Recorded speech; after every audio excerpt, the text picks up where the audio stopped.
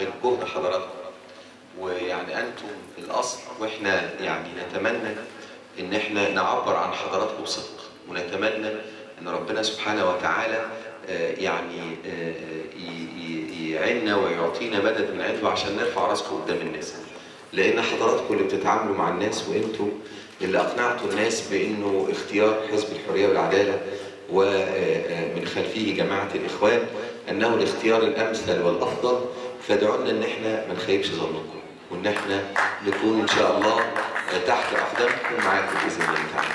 اللي هتصدر من خلال البحوث اللي هي هتعملها بعض الدوريات، إذا كانت شهرية أو ربع سنوية أو نص سنوية، لتثقيف الناس. بمعنى إيه؟ أنا مثلا مقبل على عام دراسي جديد، فالعام الدراسي الجديد ده أولياء الأمور الأمهات عايزين يعرفوا إزاي يستقبلوا العام الدراسي الجديد. 3 أنواع، في إعلام حكومي وفي إعلام خاص وفي إعلام حزبي. إحنا النهارده بنتكلم عن الإعلام الحزبي.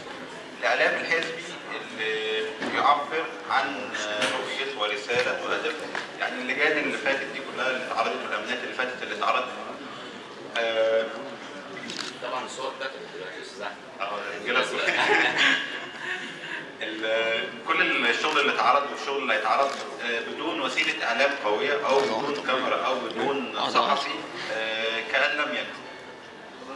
بمعنى يعني احنا لا نبحث حق الناس، بس طالما ان الشغل ده ما اتعرفش فكأن لم يكن. الحقيقه الموضوع ده انا اصريت ان انا اقوله لحضراتكم، لان الحزب حزبكم، فمن حقكم تعرفوا الناس دول تم اختيارهم على اساس ايه يعني. فالحقيقه